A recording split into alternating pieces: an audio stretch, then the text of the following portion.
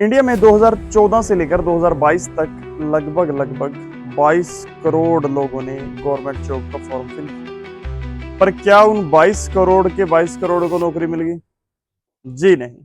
हर साल हमारे देश में लगभग 1.5 से लेकर 2 करोड़ कैंडिडेट फॉर्म फिल करते हैं किसी न किसी गवर्नमेंट जॉब का, और उनमें से मुश्किल 1.5 से लेकर 2 लाख कैंडिडेट ही गवर्नमेंट जॉब ले पाते हैं।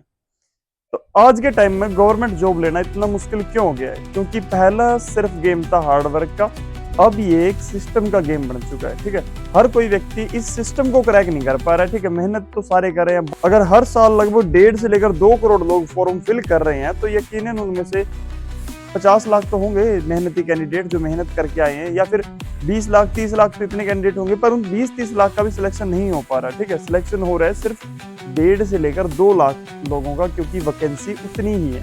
तो ऐसा क्या कारण है कि वो लोग सिलेक्शन ले पा रहे हैं? 1, 2, 3, कई लोग 5-5 वैकेंसीज में सिलेक्शन ले लेते हैं, पर आप एक वैकेंसी में भी सिलेक्शन नहीं ले पा रहे हो। आज भारत की आबादी लगभग 1.60 बिलियन हो चुकी है, 160 करोड़ हो चुकी है। इन 160 करोड़ लोगों में से मैक्सिमम टू मैक्सिमम 70-80 लाख लोग ही होंगे जो सरकारी नौकरी पर हैं, और इन 70-80 लाख लोगों में से भी सिर्फ 5 से लेकर 10 लाख लोग ऐसे हैं जो पिछले 2-3 सालों में गवर्नमेंट जॉब जिनको मिली है। ठीक है, पहले के टाइम में गवर्नमेंट जॉब लेना इतना भी ज्यादा मुश्किल नहीं था, क्योंकि ज्यादा से ज्यादा एक पोस्ट पर 100 कैंडिडेट होते थे, पर आज के टाइम में एक पोस्ट के ऊपर हजार 10-10 हजार कैंडिडेट अप्लाई कर रहे हैं।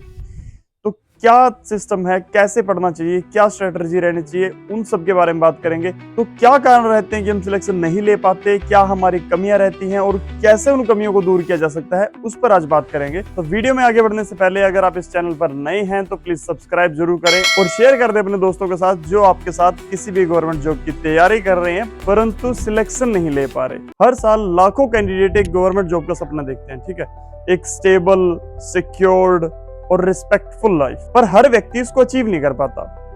इसका कारण है कि हर साल कंपटीशन लगभग डबल हो रहा है। ठीक है, नए कैंडिडेट जुड़ रहे हैं, वैकेंसीज डिले हो रही हैं, एग्जाम लीक हो रहे हैं, कभी पेपर कैंसिल हो जाता है। ठीक है, हर साल बच्चे पास आउट होते जा रहे हैं, नए बच्चे ऐड हो रहे हैं, और जिस वजह से कंपटीशन डबल हो रहा है, ट्रिपल हो रहा है, मतलब बहुत ज्यादा एक्सट्रीमली बढ़ रहा है।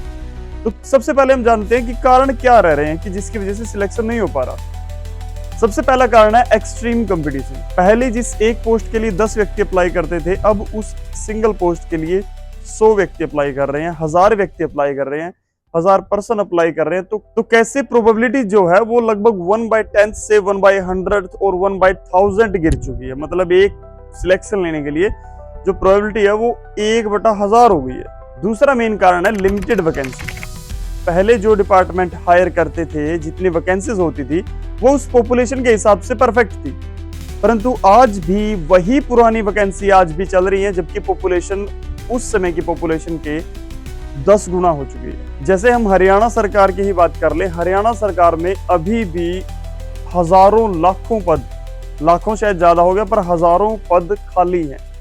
30 से 40 हजार पद तो सिर्फ हरियाणा पुलिस में ही खाली है, और सेंटर में भी ऐसी बहुत सारे डिपार्टमेंट हैं जिनमें लिमिटेड सीट्स भरी हुई हैं और बहुत सारी सीट्स खाली हैं। तो ये एक बड़ा कारण है कि वैकेंसीज लिमिटेड होती जा रही हैं, और वैकेंसीज 1-2 साल वैकेंसीज आती ही नहीं, और फिर जब वैकेंसी आती भी हैं तो सिर्फ मतलब लिमिटेड ही आती हैं, पूरी वैकेंसीज कभी भी नहीं दी जाती। किसी भी कैडर की बात कर लीजिए, किसी भी डिपार्टमेंट की बात कर लीजिए, जितनी वैकेंसी उसमें खाली हैं वो हमेशा 100% एक बार में कभी भी नहीं भरते। अब चलते हैं अगले रीजन पे।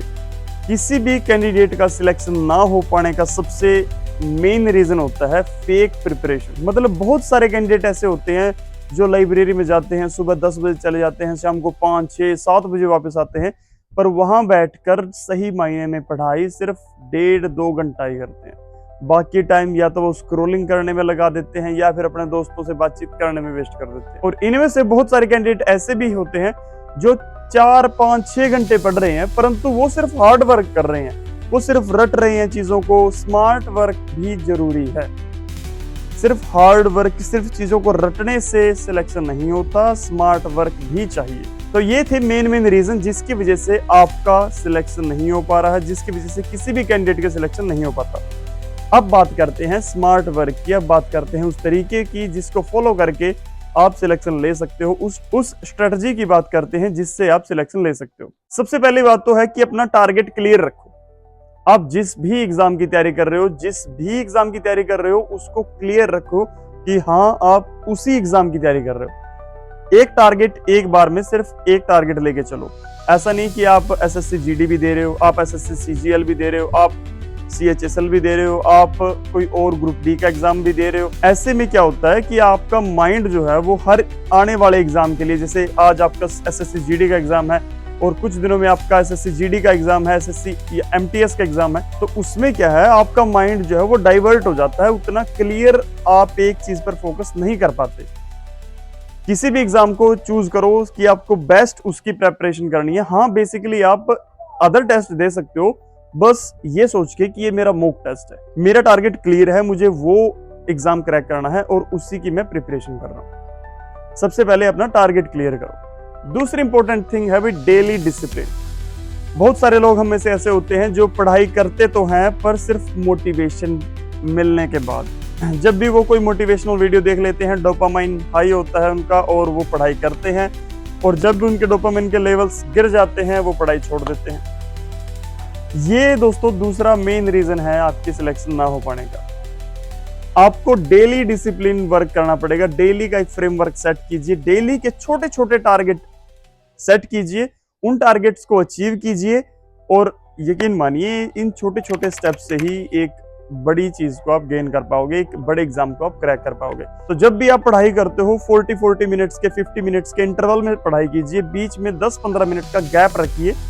उस गैप के दौरान बुक को साइड रखो और माइंड को रिलैक्स करो, ताकि आपका माइंड अगले सेशन के लिए प्रिपेयर हो पाए। अगले सेशन में 100% आपका ध्यान सही रहे, एम और कंसंट्रेशन बनी रहे। इसके बाद बात करते हैं दोस्तों थर्ड इंपॉर्टेंट की टू सिलेक्शन तक। तो तीसरा जो मेन कारण है किसी भी व्यक्ति को सिलेक्शन ना हो पाने का और किसी भी व्यक्ति के सिलेक्शन ले जाने का, वो है उसका मोबाइल फोन। आजकल मोबाइल फोन सबके पास हो गए हैं और उनके अंदर बढ़िया बढ़िया हजार जीबी वाले मतलब डाटा पैक्स आ गए हैं। पर डे का 2 GB यानी महीने का लगभग 600 GB आपको डाटा मिल जाता है और दिन के अंत तक आपको ये हो जाता है कि इस डाटा को खत्म करना है। ठीक है, आप पढ़ाई करने बैठते हो तभी किसी दोस्त का मैसेज आ जाता है, मैसेज सीन करने के बाद आप स्क्रॉलिंग करने लग जाते हो और एक छोटे से मैसेज को देखने में जहां 1 मिनट लगना चाहिए वहीं आप आधा घंटा, 40 मिनट, 45 मिनट खराब कर देते हो और पता भी नहीं चलता। तो अगर आपको सच में सिलेक्शन चाहिए भाई, सबसे पहले आपको मोबाइल फोन को अवॉइड करना पड़ेगा।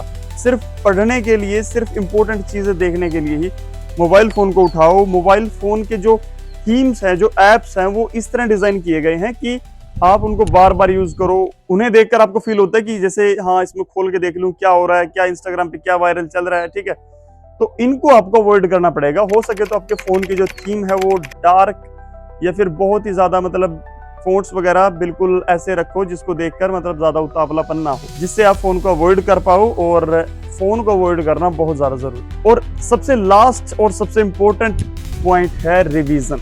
जो भी मेरे दोस्त रट्टा मार रहे हैं, लगातार पढ़ रहे हैं, दिन में मुँहे मुँह किताबों के ऊपर पड़े रहते हैं, 2 page, 4 page, 10 page, 20 page, 50 page पढ़ लेते हैं और फिर उसको देखते ही नहीं, 2-2, 3-3 महीने उसको संभालते ही नहीं कि जो मैंने उस दिन पढ़ा था वो मुझे याद है भी है या नहीं।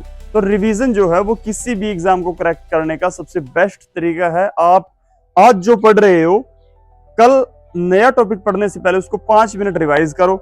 नेक्स्ट वीक जब आपका खत्म होगा तो उस वीकेंड पर आप एक टेस्ट लगाओ या फिर आप ओवरऑल जो वीक में आपने पढ़ा उसकी रिवीजन करो।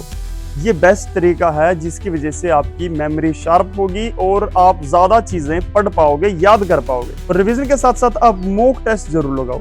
और मॉक टेस्ट में ये नहीं करना कि आपने मॉक टेस्ट लगाया, आपने देखा कि इतना स्कोर आया और उसके बाद उसको छोड़ दिया।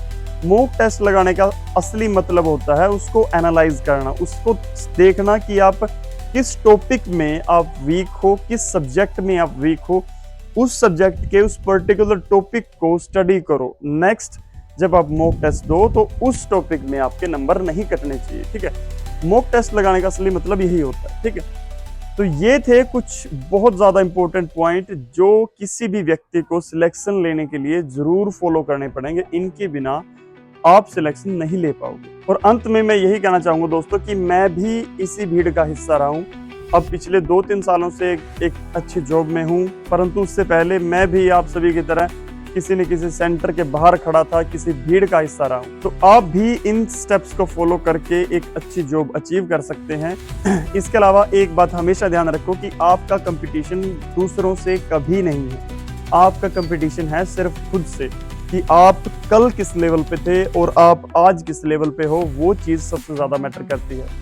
अगर आप दूसरे को देखते रहोगे कि ये क्या कर रहा है, ये क्या पढ़ रहा है, मैं इससे बेटर कैसे बनूं, तो आप कभी भी खुद से बेटर नहीं बन पाओगे, जो कि आपको एक्चुअली करना चाहिए। ठीक है, अगर आपके लास्ट किसी भी एग्जाम में 50 मार्क्स आए थे, तो आपकी कोशिश ये होनी चाहिए कि अब की बार उस एग्जाम में मैं 50 प्लस स्कोर करूंगा, 60 स्कोर करूंगा, 70 स्कोर करूंगा।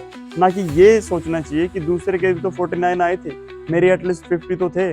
तो ये जो सोच होती है वो हमें पीछे होल्ड करके रखती है। ठीक है, तो अंत में मैं आप सबसे यही कहना चाहूंगा कि इन छोटी छोटी जो कठिनाइयों से कभी मत हारो, अपने आप में हौसला बनाए रखो, कंसिस्टेंसी के साथ मेहनत करते रहो और आगे बढ़ते रहो, और एक ना एक दिन आप अपनी जॉब को, आप अपने टारगेट को जरूर अचीव कर पाओगे।